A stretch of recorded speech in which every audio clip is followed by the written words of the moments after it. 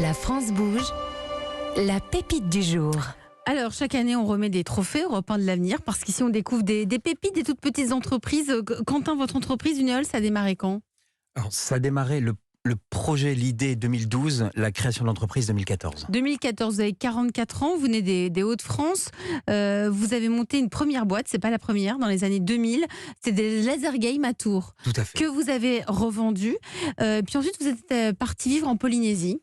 Là-bas, vous avez travaillé pour l'une des seules personnes qui vivait en totale autonomie énergétique. Alors, qui vendait des systèmes énergétiques pour les gens qui étaient dans les îles, qui n'avaient pas de réseau électrique. C'était rare, ça. Totalement exceptionnel pour l'époque. Totalement exceptionnel. Et c'est ça. Et là, vous vous dites, il y a peut-être un truc à faire. Quand je vais rentrer, je dois développer cette histoire. Vous avez envie de créer votre boîte d'éoliennes. Vous intégrez l'incubateur de l'école des mines de Douai. Et puis, vous appuyez sur le savoir faire des ingénieurs, parce que vous n'avez pas une formation d'ingénieur.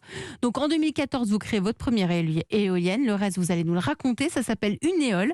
C'est à vous. On vous écoute pour votre pitch. C'est parti.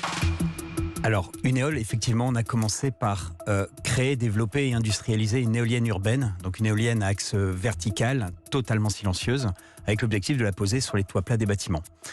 Une fois que cette éolienne fonctionnait, produisait de l'énergie, on l'a intégrée dans une structure. Donc, on va mettre entre 10 et 30 éoliennes sur les coins les plus venteux du bâtiment. La structure qui tient ces éoliennes, on va l'étendre sur toute la surface du bâtiment. Et par au-dessus, en surtoiture, donc au-dessus des équipements techniques du bâtiment, on va y mettre un maximum de panneaux photovoltaïques. Et ce que nous appelons la plateforme d'énergie mixte, donc qui associe deux énergies ultra complémentaires, est sûrement l'un des meilleurs systèmes de production d'énergie renouvelable urbaine au monde. Parce que on va mettre plus de panneaux photovoltaïques qu'une solution traditionnelle sur la toiture, et en plus on va y rajouter nos éoliennes. Donc en quantité d'énergie, il y en aura plus, mais en qualité d'énergie aussi. Le photovoltaïque, évidemment, ça produit la journée, et l'ordre d'idée, c'est 3 à 4 fois plus l'été. Nous, on va y associer nos éoliennes qui peuvent produire aussi la nuit et qui vont produire plus d'énergie l'hiver. Il y a plus de vent l'hiver que l'été. D'accord, grâce au vent de l'hiver. Sébastien Clerc, PDG de Voltalia, votre regard là-dessus?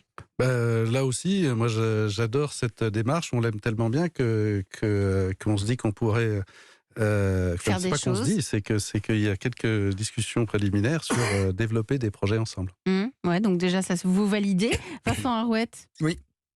Excellente idée. Ouais. Toutes les surfaces de toit, il faut les utiliser. Il faut les utiliser. Vous êtes très liés tous les trois, c'est ce que je disais tout à l'heure. Je me tourne vers Nathalie Carré qui est en charge de l'entrepreneuriat à la Chambre de commerce et d'industrie. C'est son métier, Nathalie, d'analyser les projets d'entreprise, même les entreprises déjà existantes, puisque là, Unéol, ça existe depuis 2014. Bonjour Nathalie. Bonjour Elisabeth, bonjour tout le monde. Alors bonjour. Nathalie, si vous allez donner aujourd'hui des conseils à Quentin pour Unéol, c'est parce que Quentin cherche à lever une deuxième fois. Vous cherchez, je crois, 300 000 euros, c'est ça? Ah oui, 500 000 en tout. 500 000 en tout. Vous avez déjà fait une levée de fonds de 500 000 euros.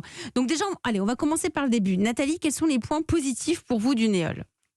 Déjà, bravo pour le design de vos éoliennes. Ça change vraiment de ce qu'on voit au bord de nos routes. Pourriez pas proposer ces modèles à l'État d'ailleurs? En fait, vous utilisez une surface qui est peu utilisée aujourd'hui. C'est discret, on peut le dire. Clairement, oui. Allez voir sur le site internet Unéol. Oui, vraiment, ça change tout. C'est assez impressionnant. Donc voilà, vous utilisez ce qui est peu utilisé, donc le toit, quand il est plat, ça gêne personne. On voit à peine votre plateforme et pourtant, effectivement, elle fonctionne. Puis surtout, le fait que vous puissiez faire du sur-mesure pour maximiser la production d'électricité en fonction de votre étude énergétique. Vous l'avez dit, vous vous placez où c'est le plus intéressant de vous placer. Donc ça, c'est pour les points positifs. Donc on disait, d'abord, vous avez, Quentin, vous avez besoin de lever des fonds pour recruter, j'imagine. Oui, tout à fait. J'ai deux besoins. Là, j'ai énormément de demandes.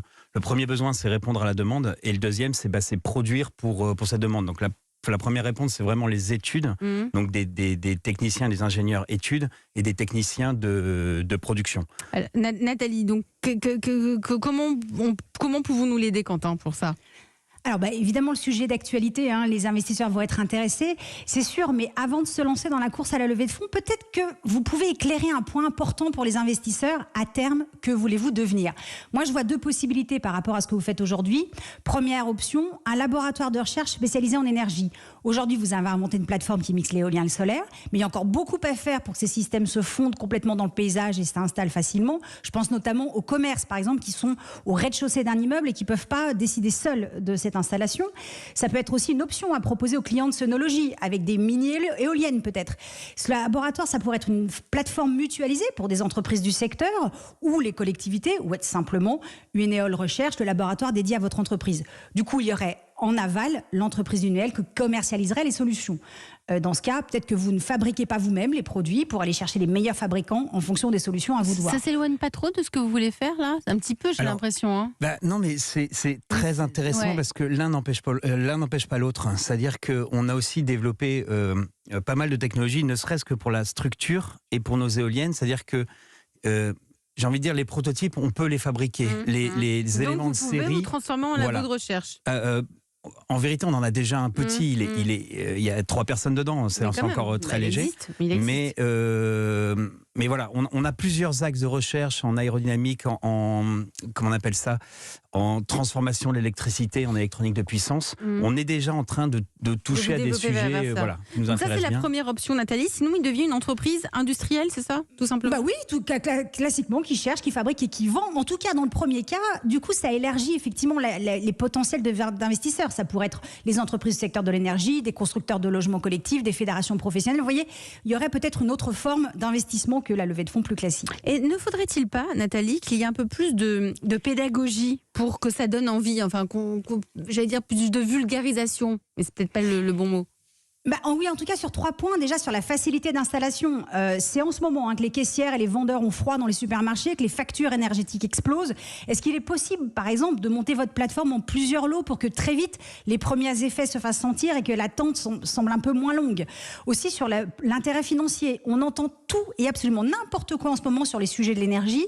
Donc soyez plus précis sur le fonctionnement. Est-ce que l'énergie produite est stockée et utilisée pour nos propres dépenses, ou est-ce qu'elle est vendue à Enedis et on achète notre électricité au même prix que tout le monde? Avec le fruit de la vente, forcément, on fait des économies. Du coup, ça joue sur la trésorerie. Et ça, en ce moment, c'est quand même un peu le nerf de la guerre. Enfin, quand on entend éolienne, on voit tout de suite ces immenses poteaux au bord des routes et on se dit sûrement qu'on n'a pas envie d'avoir ça sur nos immeubles, alors qu'en fait, pas du tout. C'est joli, ça s'intègre vraiment bien dans le paysage. Du coup, il faudrait trouver un autre nom qu'éolienne urbaine.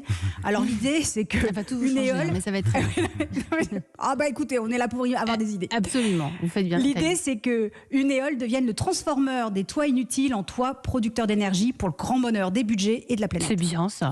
C'est pas mal du tout. Vous avez pris les notes, j'espère. Je vais juste faire une petite parenthèse. Nous, notre modèle, c'est vraiment l'autoconsommation, donc produire pour le bâtiment, ou l'autoconsommation collective, quand il y a plusieurs compteurs dans le même bâtiment, pour pouvoir envoyer la production d'énergie sur différents compteurs du même bâtiment. C'est-à-dire que le petit commerce en bas pourrait bénéficier de l'énergie produite sur sa toiture. Donc tout est vertueux. Voilà, c'est déjà c'est un sujet qui est vachement poussé par Enedis. C'est des modèles alors c'est début 2022, c'est tout nouveau, mais c'est des modèles qui sont poussés et qui, à mon sens, ont énormément d'avenir, surtout dans les zones urbaines. Tout est fabriqué dans les Hauts-de-France. Oui. Quasiment. Les Matières éoliennes sont en aluminium et en inox, sourcées à Dunkerque, ou alors dans le Pas-de-Calais. Tout à fait. Mais c'est exceptionnel, ça. Moi, j'aime bien dire que je suis à distance de bière de mes fournisseurs, ce qui permet de négocier, de discuter, de savoir. On est dans les Hauts-de-France. On est dans les Hauts-de-France. Non, mais oui, on a essayé de sourcer un maximum. On est dans une région ultra-industrielle, c'est-à-dire qu'objectivement, il y a tout dans les Hauts-de-France. Après, voilà, avec qui on s'entend bien, avec qui ça marche bien, avec qui c'est possible de le faire, et on travaille comme ça depuis le début. Aujourd'hui, vous êtes 4 salariés. Oui.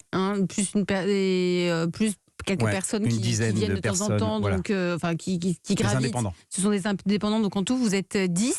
Voilà, donc et puis vous avez gagné déjà des petits trophées, donc voilà, c'est en train de grossir gentiment. Si vous aussi vous avez envie de venir pitcher votre projet d'entreprise ici dans la France Bouge, Nathalie Carré, avant de nous quitter, pouvez-vous nous rappeler l'adresse, s'il vous plaît?